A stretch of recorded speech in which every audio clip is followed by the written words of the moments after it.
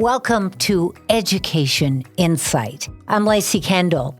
In recent days, we've heard a lot about terrible acts of violence in the classroom and arguments among politicians on what to do. This show is not about gun violence, but it is about serious problems in our classrooms. Today, we're looking at discipline in local schools. The good news, and we could certainly use some of that, is that some local experts are finding innovative and successful remedies for helping students who misbehave. Their work is catching the attention of Sacramento and Washington, D.C. Dr. Marlene Bikendova is the founder of a firm that helps schools address and resolve bullying issues.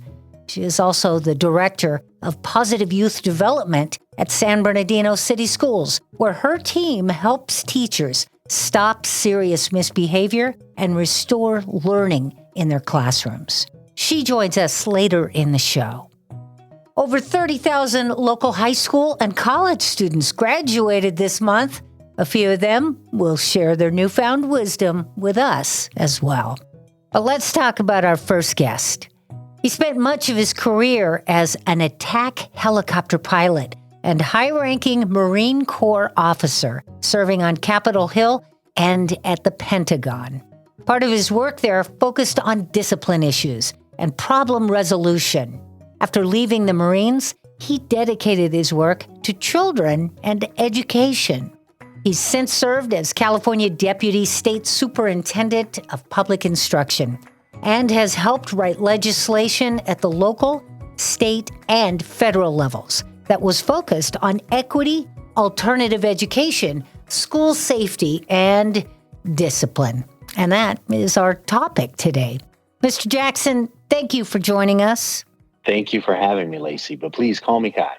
Kai, why do you see student discipline as such a critical focus for educators and lawmakers right now? You know, Lacey, that's a good question to start.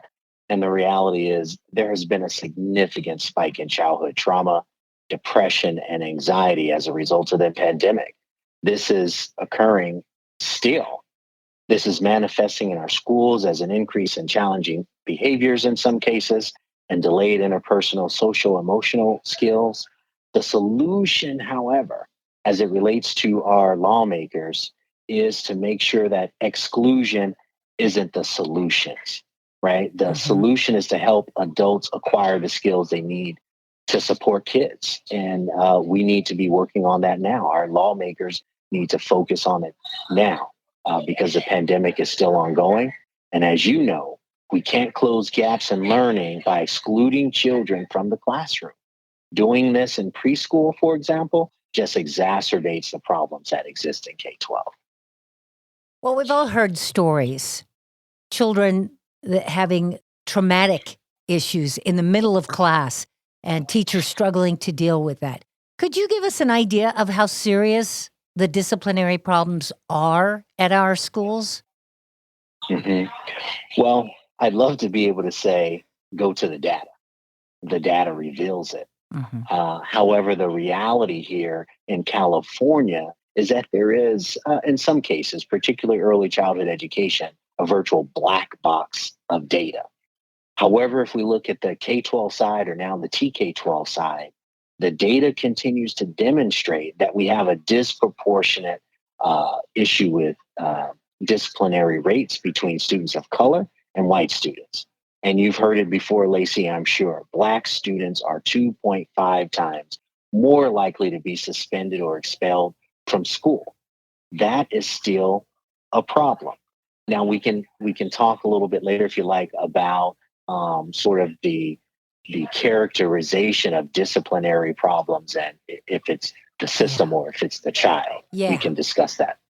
If you just joined us, you're listening to Education Insight. On the phone with us is Kai Jackson, and we are talking about discipline in the classrooms here in inland Southern California. Kai, some K-12 teachers here insist that current laws don't support them in the classroom as well as they should, or maybe even did in the past. So Tell us what has changed. First of all, I think that the laws that we have are meant to and should support both the educator and the student in that classroom. They are Hmm. doing work in that classroom on a daily basis together. One's the learner, one is the person transferring the knowledge. But I might disagree with sort of the fundamental principle.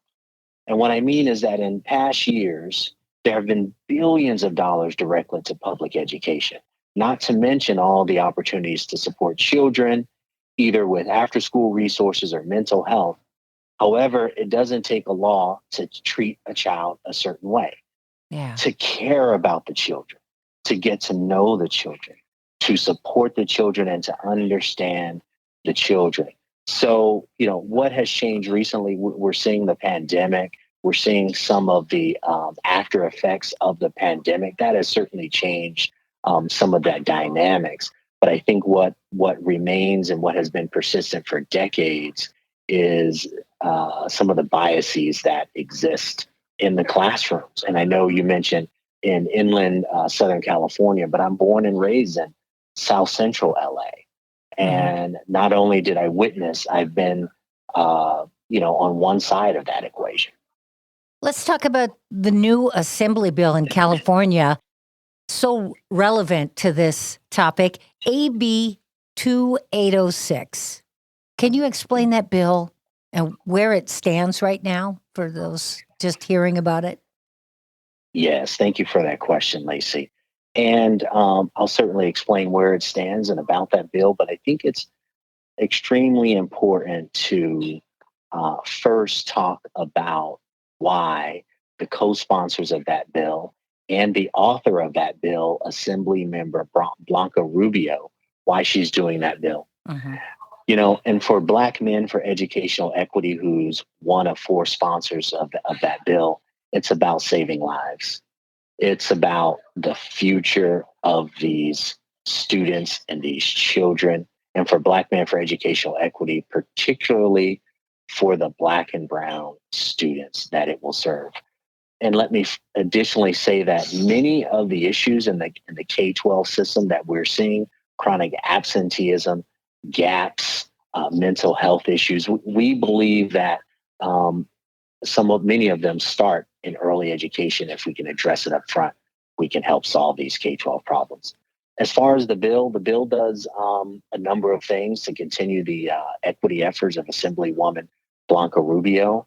First, it aims to support the California Master Plan for Early Learning and Care by mitigating and truncating disproportionate suspension and expulsion of Hmm. children ages 0 through 5.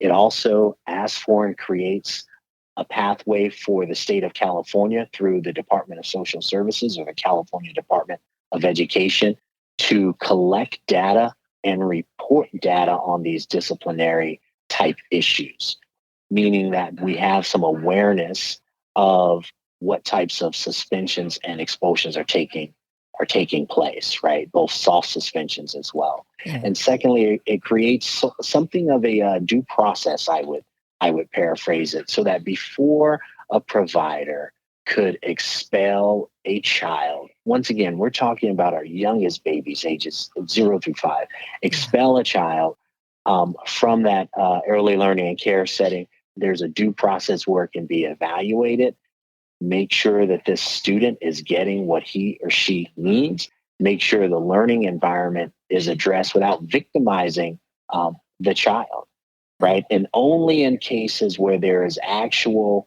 harm or threat of harm could you expel a child, right? And so, in a nutshell, that's what the bill aims to do. Kai, you mentioned the suspension of children 0 to 5. What on earth might a 0 to 5-year-old be doing to where they would want to remove them from school? Well, that's the question we should all be asking ourselves, right? When I think about it, I ask myself just what you asked me. What can a 24-month-old child? What could a 2-year-old baby do that could cause them to be kicked out of an early learning or care program Yeah. and not be allowed to return? That's a fundamental question.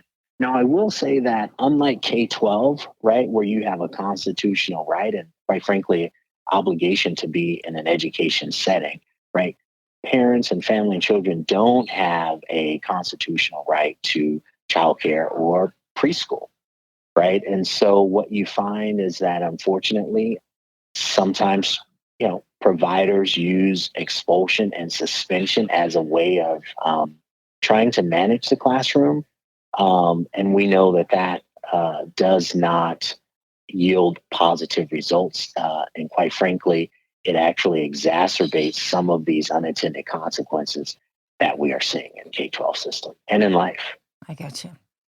Is it correct that AB 2806 is similar to other laws that have already been passed? I'm referring to AB 420, the disciplinary measure, and Senate Bill 419, which expanded it through the 8th grade. What makes it different? What are all these? Before you answer that, we need to take a quick break. We're speaking with Kai Jackson, a national and local expert in school safety and effective discipline, talking about the severity of discipline issues in our local classrooms and where the problems lie. Coming up, we look at innovative approaches that are having success here in our own backyard. More in a moment. This is Education Insight.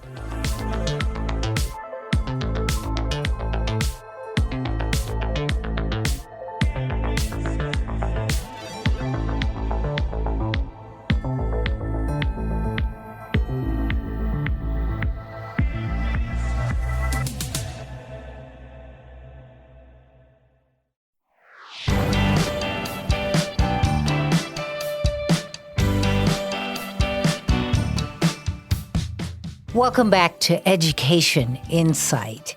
We're talking about the pervasive problem of classroom discipline.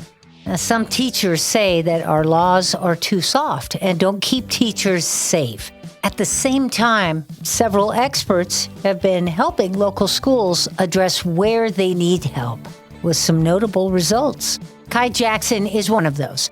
Kai, before the break, I asked if you could help us understand this new legislation that's aimed directly at school discipline. Talk to us about that, if you would. Yes, thank you for that question, Lacey. And I'll certainly explain where it stands and about that bill, but I think it's extremely important to first talk about why the co-sponsors of that bill and the author of that bill, Assembly Member Blanca Rubio, why she's doing that bill. Mm-hmm. And for Black Men for Educational Equity, who's one of 4 sponsors of that bill, it's about saving lives. It's about the future of these students and these children. And for Black Men for Educational Equity, particularly for the Black and Brown students that it will serve. And let me additionally say that many of the issues in the K-12 system that we're seeing, chronic absenteeism, gaps, mental health issues, we believe that many of them start in early education. If we can address it up front, we can help solve these K-12 problems. As far as the bill does a number of things to continue the equity efforts of Assemblywoman Blanca Rubio. First, it aims to support the California Master Plan for Early Learning and Care by mitigating and truncating disproportionate suspension and expulsion of children ages 0 through 5. It also asks for and creates a pathway for the state of California through the Department of Social Services or the California Department of Education to collect data and report data on these disciplinary type issues, meaning that we have some awareness of what types of suspensions and expulsions are taking place, right? Both soft suspensions as well. Yeah. And secondly, it creates something of a due process, I would paraphrase it, so that before a provider could expel a child, once again, we're talking about our youngest babies, ages 0 through 5, expel a child from that early learning and care setting, there's a due process where it can be evaluated, make sure that this student is getting what he or she needs, make sure the learning environment is addressed without victimizing the child, right? And only in cases where there is actual harm or threat of harm could you expel a child, right? And so in a nutshell, that's what the bill aims to do. Kai, you mentioned the suspension of children 0 to 5. What on earth might a 0 to 5-year-old be doing to where they would want to remove them from school? Well, that's the question we should all be asking ourselves, right? When I think about it, I ask myself just what you asked me. What can a 24-month-old child? What could a 2-year-old baby do that could cause them to be kicked out of an early learning or care program Yeah. and not be allowed to return? That's a fundamental question.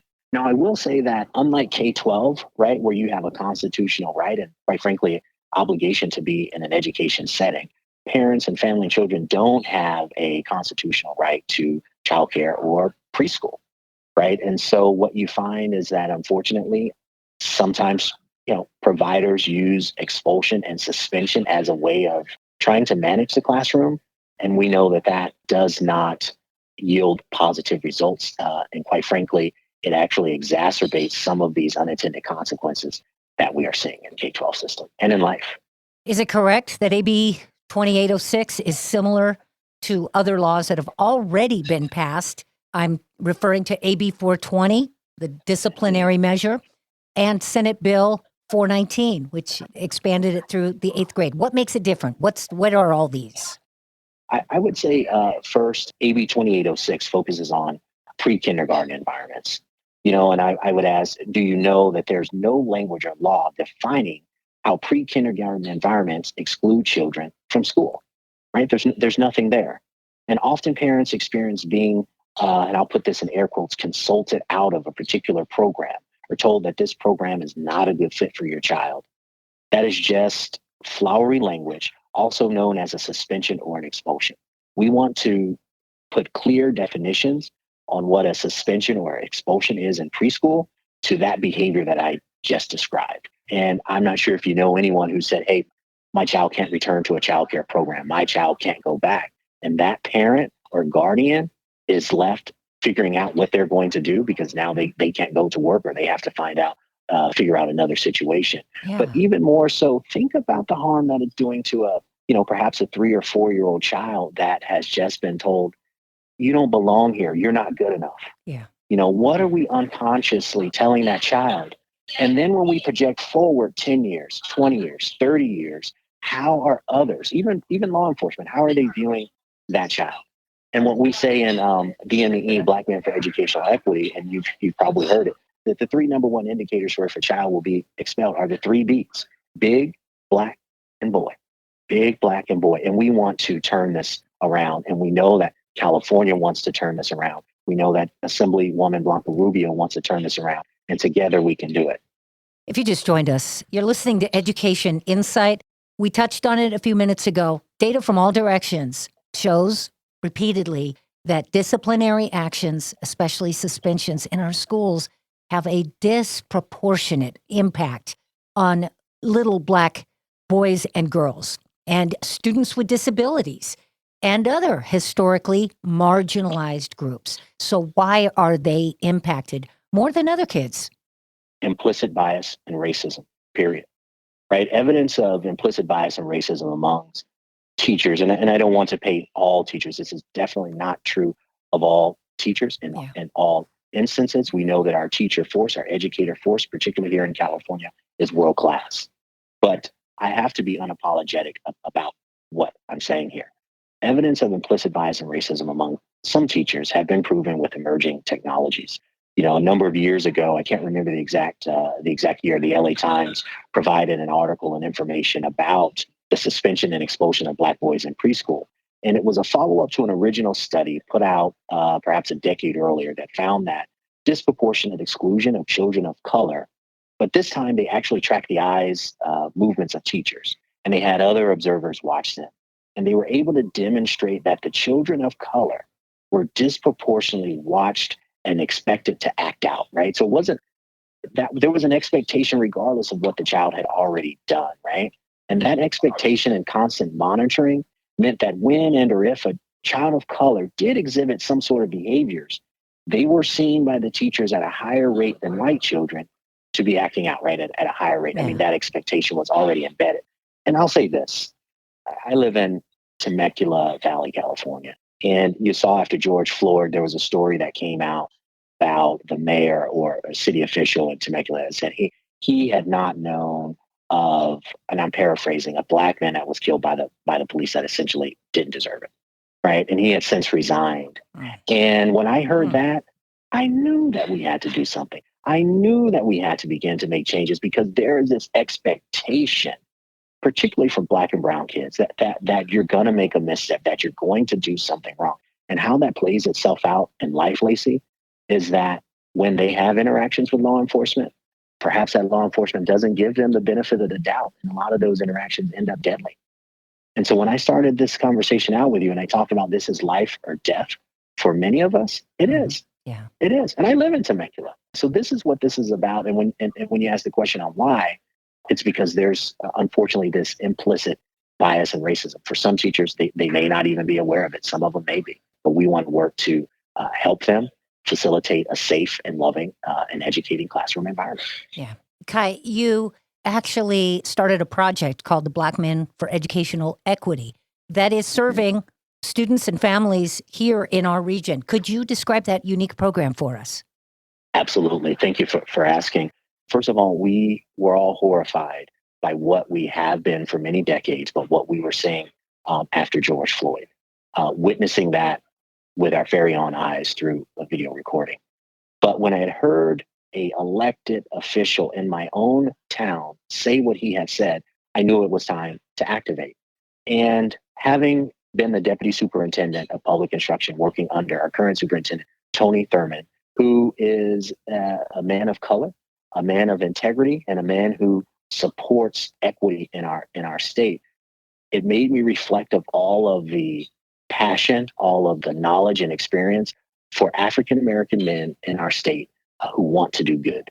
So I picked up the phone. I said, we have to do something. I called a number of individuals, great men like Dr. Carl Cohen, who started the CCEE, great men like Dr. Joe Johnson, Dr. Luke Wood, Mr. Adne Mack, and many, many more who I won't go down the whole list, but they are fathers, they are uncles, they are brothers, they are friends, they are colleagues. And they said, let's volunteer to make an impact. And we talked about what we were trying to do and how we would save lives. And regardless of what job we occupied during the day, that we would leave that at the shore's edge when we advocate for these bills. This is about being a community-based organization. And if, you've heard it before, if we don't do it, who will? Yeah. If you don't do it, who will? And we went to the governor's office first and foremost, and we said, let's ensure that this becomes a part of the California Master Plan for Early Learning and Care. And the governor and his team were amazing. And with swiftness added this to their plan. We're grateful, we're appreciative. And then we started working with Assemblywoman Blanca Rubio and her team, and she's been phenomenal. You're listening to Education Insight, and we're talking about discipline in the classrooms here in inland Southern California with Kai Jackson. Kai, how will we know when the legislation that we've discussed, how will we know when it's having an impact on our children and there are positive movements in the direction of successful discipline? I think, sort of on the first level of awareness, it will be if this bill passes and we have the DSS, Department of Social Services, and California Department of Education able to collect this data on suspensions and expulsions or soft suspensions and expulsions. When we start to see those initial rates and see those rates go down over time, that's the first indication. But that doesn't necessarily tell you about the quality of the impact, right? Data, that just tells you about the top level. What we believe this bill will do is reduce instances of chronic absenteeism down the line in our K-12 system, decrease the negative interactions with all students, but particularly students of color. Because what we think that this will do is when you keep kids engaged and included, there's not idle hands. They are not perhaps engaging in other activities. And even more so, they're really acquiring the knowledge and skills and education that they need to have to achieve their best selves. And that doesn't happen with exclusion. Okay. Many folks listening have heard of these programs like Devil Pups that work to help children pull it together when they're having disciplinary issues that are very serious and the parents just don't know what to do. I know you come from a military background. Are these seemingly extreme military programs viable options? I wouldn't personally classify them as extreme. But what I would say that is that they're great programs in that they focus on leadership, initiative, self-awareness, and problem solving. And whether it's the Devil Pups or Junior Marines or Boy Scouts, Girl Scouts, so many great programs out there. When children and youth can have experiences that places them into caring, loving environments or environments that gets them to engage their brain and creativity, I think it's positive. I think it's very positive. What can teachers do to move the needle on change in their classrooms and with their students? What comes to my mind is love. Is love. When we think about teachers, when I think about the teachers, I feel that they were fully committed to my success. And I always ask myself, well, how far can a child go if they know that they have a teacher, a superintendent, a school board, a community that is fully committed Yeah. to their success? They can do anything. And so the first answer is love. And then I would also say that in addition to that, know and understand our children, the children in their class. Check our biases at the door. And instead of excluding, make the children feel that they belong, because they do. What do you believe is the most important thing that our listeners need to understand about children in school and bad behavior? Behavior is often a condition of something else, right? Perhaps some emotional response to some other stimuli. Dig deeper, help, don't dismiss, but help. And Black children are just as brilliant and beautiful and caring as all children are. It's time that our system recognizes that and embraces that. And behaviors happen, particularly at like I said, ages 0 through 5. And we have to figure out ways to meet the children where they are, meet their needs without putting them on a pathway to prison or to the juvenile system. Because when you exclude, you push out, you cast out, you otherize our children, we can only expect negative second and third order effects. On the phone with us, Kaim Jackson, a senior level government and community relations specialist in affairs related to childhood discipline. He's the founder of the Mission Strategy Group and Black Men for Education Equity. Kai, thanks for joining us today. Thank you, Lacey. I appreciate the opportunity. We're talking about discipline in Inland Empire schools. And we're joined on the phone by the founder of Equitable and Associates, a California consultancy focusing on resolving bullying, aggressive behaviors in school, innovative discipline, and restorative solutions. She is also the director of the Positive Youth Development Department for San Bernardino City Schools. Joining us by phone, Dr. Marlene Bikendova. Doctor, thanks for taking our call. Thank you so much. Glad to be here.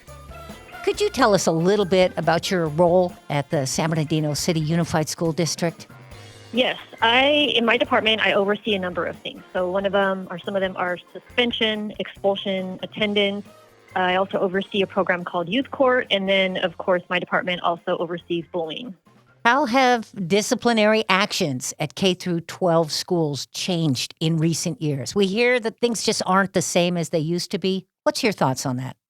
Right. I would say that there's definitely a movement in change of how we do things. So, you and I are probably used to, when we were younger, seeing forms of traditional punishment. Maybe you have lunch detention. Maybe you have, after school detention, or perhaps you maybe are getting suspended from school. So those are traditional forms of punishment. So the movement that has been happening over the last, I would say, maybe 10 years has been that schools are learning how to stay away from traditional forms of punishment, and they're learning how to be more restorative in their approach and also instructional. So we've realized that kids need instruction in how to behave and how to do things correctly. So those are two big components that I would say are much different from when I grew up as a child, or even when I first started in education.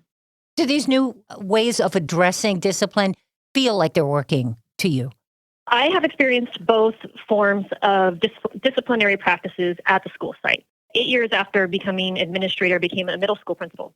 And I started out with the very traditional forms of punishment for students when they were misbehaving or violating an ed code. So I can say for sure that during my first 3 years as a principal, I had a system of what I would call punishments for students. So I was trying to get students to behave by using a list of punishments and things that would happen, when kids would do wrong. So what I learned is, as I became familiar with what restorative was and how to use other positive, approaches like positive behavior intervention support, which is called PBIS for most educators. And I learned these new approaches, and I realized that these were much better ways of dealing with discipline. And it absolutely showed in my own data. My data got so much better. We had kids doing what I like to say is we prevented kids from doing things that led to suspension or other types of traditional punishment. So slowly but surely, our school culture improved because of these new practices. And we absolutely saw a big difference in kids getting both suspended and also, expulsions, those types of things. Do you see expulsions as a problem? Is it overpracticed? Oh yeah. So expulsions, I think there's a lot of things that lead up to a kid doing something so big that it's an expellable offense. So for us, it's really about looking at what we're doing from the start, from kindergarten up. What can we do differently to prevent these kids from being repeat offenders, to the ed code violations? What can we do better to make sure that in the future they're not violating ed codes, that they are actually being a part of our community and making things right when they do things wrong? So I think expulsion is just a symptom of what's happening along the system and from the bottom up. Could you explain a little further how restorative approaches work differently than traditional approaches in discipline? So the approach and the example I like to give is when you're a little kid, so imagine you're in kinder and you hit the boy next to you. So if there's a student next to you and you smack them, right? And if the teacher says, okay, traditionally we would say, you should not have hit the boy next to you, therefore you have a detention today after school. So what happens when we do that to kids, we continually say, you do something wrong, we're going to give you a punishment. There's a few things that happen in brain development. What we're telling kids is, you did something wrong, here's a punishment, but we're not developing empathy. So we're not saying, hey, who did you affect when you did that? When you hit the young man, who was affected by that? Not only was your teacher affected, the boy was affected, the bystanders were affected. Everybody had to stop instruction because we had to address this issue.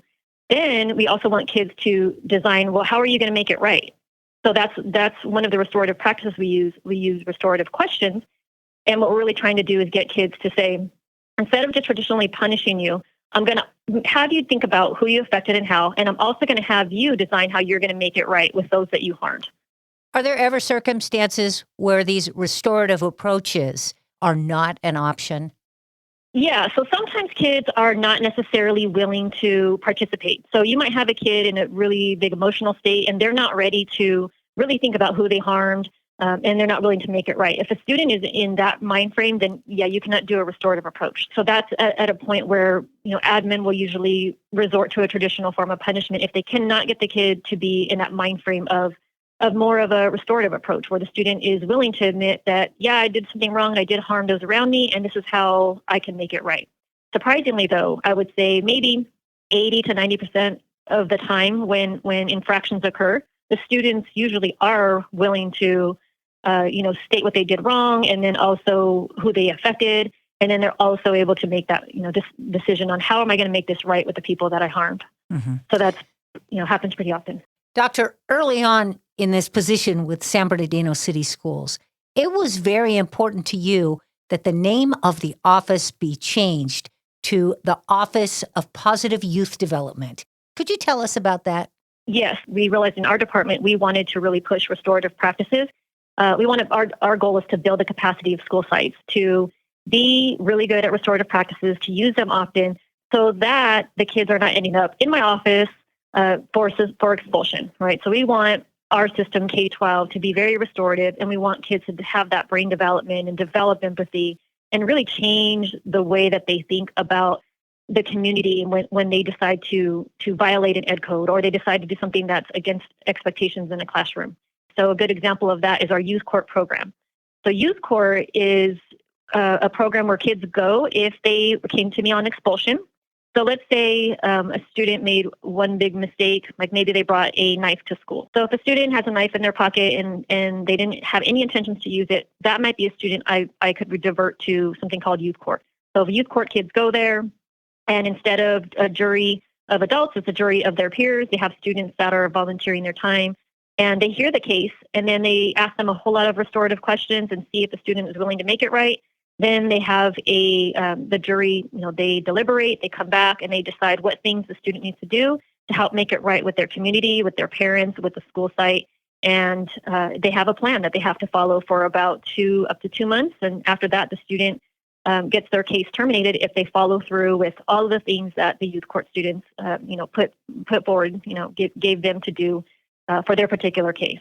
We didn't want to be known as the people who see all the bad kids and we do the biggest punishments. We really wanted to be seen as the group of people who really push kids to develop empathy, develop better habits, better social skills, and then go off to be successful. I got to ask, how do students respond to being judged by their peers? I mean, do they respect it? Actually, we have a few restorative practices that involve student peers. And what we have learned is that positive peer pressure works way better than anything that the adults are trying to do. So when it comes to the peer jury, the kids are coming in, they're sitting down. It actually looks like a courtroom. We have a judge come in a George's robe. We have students who are in bailiff's costumes. And the students, they're asking them the questions are positive peers. And it is by far more powerful than anything the adults can do to punish students. So we have found youth court to be highly effective.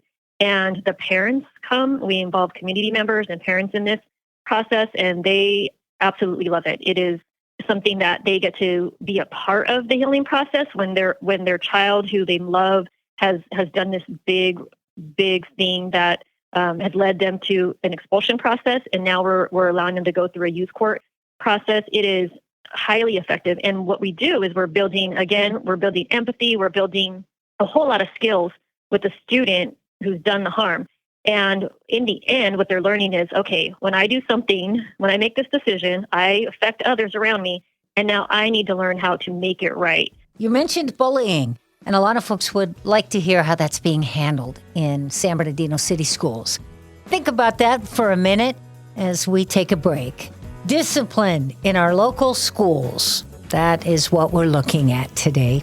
Coming up, more of our conversation with Dr. Marlene Bikendova from the Positive Youth Development Department of San Bernardino City Schools. I'm Lacey Kendall, and this is Education Insight.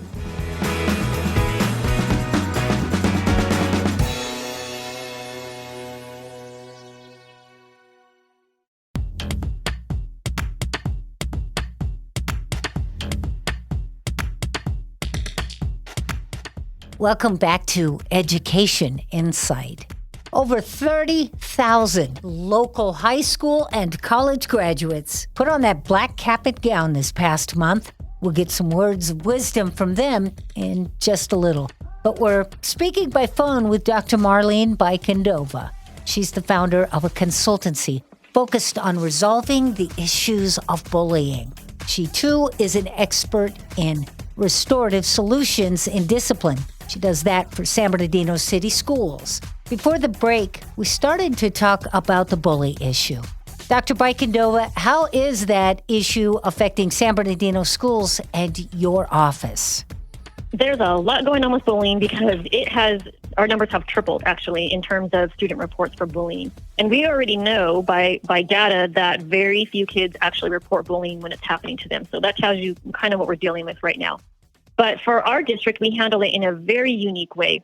And it stemmed from some work that was happening a few years ago. When I was a principal, I had a very, very strong bullying case, and we tried every form of punishment for a group of girls that was bullying one young lady. And we suspended the girls. We had the girls sign a bullying contract. We had them signing things to say they would stay away from the little girl. I mean, and it was just, we could not get it to stop. In short, what ended up happening was my counselor, thankfully, had attended a training a long time ago, and she said, hey, there's this unique intervention. It's called the Undercover Anti-Bullying Team. Should I try this unique intervention? And I said, absolutely, please do, because I was really worried this girl, the young lady being harmed, was going to hurt herself. And so she tried that intervention. It was a restorative practice out of a book called Safe and Peaceful Schools by Dr. Winslade and Michael Williams. Very unique approach. We thought it was different. It was unusual. She goes and tries it. And the little girl in the beginning of the bullying rated the problem a 10. So 10 being the worst, 0 being no problem at all. Over the next few weeks, she keeps rating the problem lower and lower as we're checking in with her. And then maybe, I think it was 4 or 5 weeks later, she rated the problem a 0. We were floored by this. We didn't understand, like, wait a minute. We tried all these punishments. We were calling parents. We were begging them to stop. I mean, it was just, and yet this restorative practice worked, and you're now rating the problem a 0. You're saying the problem is gone. You're happy. Mom's happy. Things have really changed for this little girl's story. It was amazing. So that practice there was really about, I can tell you that it does involve the student peers. So we take some peers and they create a plan of action to get the student from whatever they rated the problem. So in this case was a 10. Their job was to get her from a 10 to a 0 by doing only positive things. They don't put themselves in harm's way. And the positive peer pressure around the kids doing the bullying absolutely stopped the bullying completely. And it took a few weeks, but it absolutely worked. Do you feel like it's getting better because of these innovative practices? Yeah, so this particular strategy eliminates the bullying when it's happening. So it's really about intervention. So for this practice, we do this now district-wide. I have a team of people. When there's a bullying situation, they go out, they do the intervention, and it absolutely stops it. We don't give up until the kid has rated the problem a 0. So we have over 150 cases we've done where we have been successful in getting the bullying to completely stop, and without suspension and without detention and all those things that don't work very well. So now it's really about prevention too. So we also want to make sure our school climate and cultures are very positive. We do some preventative bullying lessons to really try to prevent the issues when they come. Marlene, are other school districts in our area, Colton Unified School District, Riverside, Rialto Unified School District, are they implementing innovative practices like these in those schools as well? I definitely know that a lot of districts, including some of the ones you mentioned, are using some restorative practices. I know my department has trained a number of districts in the bullying work. So we've trained them how to do the undercover anti-bullying teams. And what we're hoping is that over the next few years, that it gets much stronger and that it becomes really a part of our base program for all of our schools.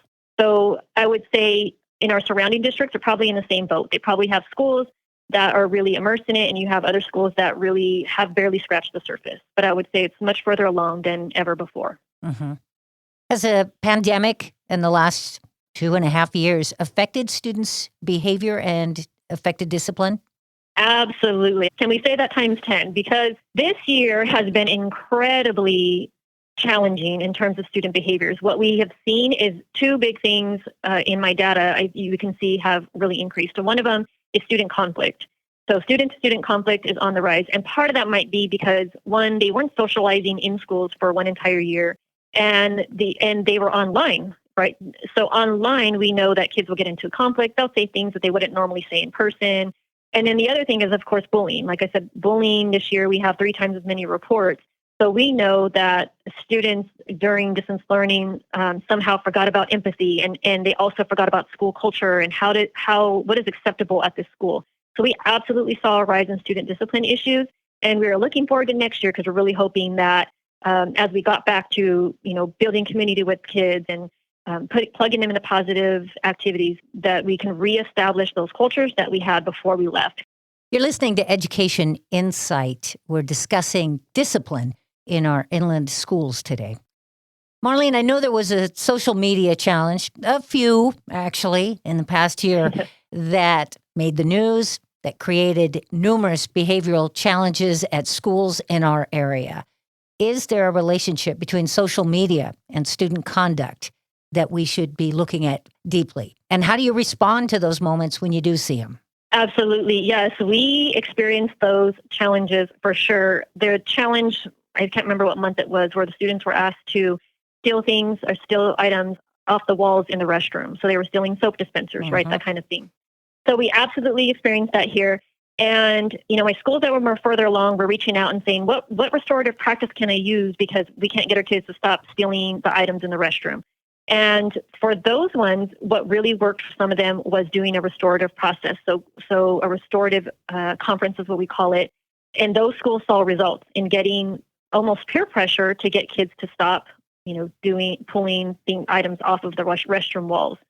So other schools did go toward the traditional forms of punishment. I would say they saw more repeat behaviors, and it was more a matter of just trying to put a lid on it and keep it from getting completely out of hand. So some of those schools also just changed like supervision, where they would have closer supervision toward, closer to the restrooms, where students would feel deterred from doing such things. But We absolutely saw a lot of those things happening. Yeah. And again, using things like the restorative questions or restorative conferencing helped prevent some of those behaviors from repeating all month long. But definitely we saw that, and it's something that we now look out for. We now have alert systems. Everybody alerts us if they see new challenges coming out, and then we send out an alert to the adults.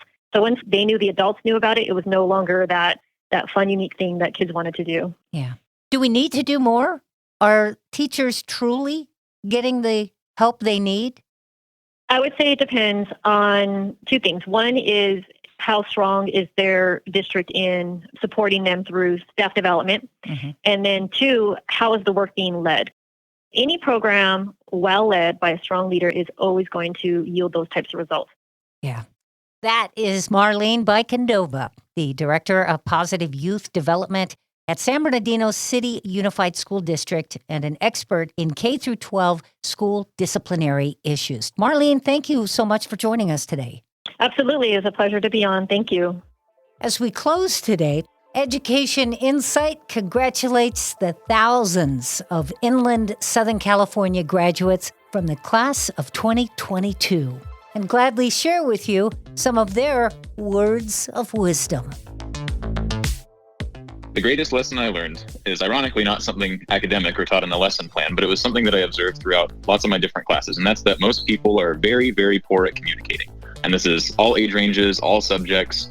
Everybody seems to have sort of an issue with understanding the perspective of people that they're talking to. And it can be easy to kind of be inflammatory, but everybody just needs to simmer down, understand each other, and try to speak the same language. So the greatest lesson I learned in college is use any available resources that are provided for you, like tutorials, use office hours of your instructors, if they have a career center, use that. If they have a student center, reach out to other peers. It works for me, and that success feels fantastic. I'm going to say, it's a struggle. It's a struggle. It's not easy, and that's why it's a huge accomplishment when you get past the finish line. My next step, it's actually pursuing my career. As some of my colleagues, some of my classmates know, I love to talk a lot. So this is why I'm a communications major. I want to pursue a job in sports broadcasting. I'm extremely knowledgeable when it comes down to sports, when it comes down to a lot of statistics. That's something I've always wanted since I was a kid. But one of the main reasons why I wanted to go into radio was because my mom is actually living right now because of the radio station. My dad had in Mexico, he went to a radio station in Mexico, and he basically did an ad he needed blood for my mom. She wasn't going to survive, basically. And somehow people want to go donate. I haven't told many people, but this is one of my main reasons why, to help other people out. Hey, do this, do CHP, do this, do that. Like, no, you know what? No, I'm going to do what my heart desires. And thankfully, I accomplished it. And man, I'm so happy. I couldn't be more blessed at this point. I do want to go back to my high school years and give a special thank you to my mentors and coaches I had during high school. I feel that if it wasn't for them giving their time and being patient with me, I would have been another lost youth trying to figure out life alone. With them being patient, definitely put me in a position where I am today. Times where they provided the space where I felt I belonged really helped me throughout my youth. To tell you the truth, I really thought I was going to be a lot more in limbo right now. I thought it was going to be scarier, but I just feel empowered. I feel like I got through what's going to be one of the most stressful parts of my life, and I'm so excited to be able to apply it places. It feels unreal. Thanks and congratulations to Michael, Katerina, Marcos, and Saul, and to all the graduates of the class of 2022. And that wraps up another edition of Education Insight. I'm Lacey Kendall. Thanks for joining us. Education Insight is produced in partnership with KVCR San Bernardino. Our executive producer is Jacob Poor, and our production engineer is Tyler Veazey. Alyssa Silva is our production assistant, and Lacey Kendall is your host. Support is provided by Growing Inland Achievement, working together for inland education and economic success. And by College Futures Foundation. Join us again next time for Education Insight.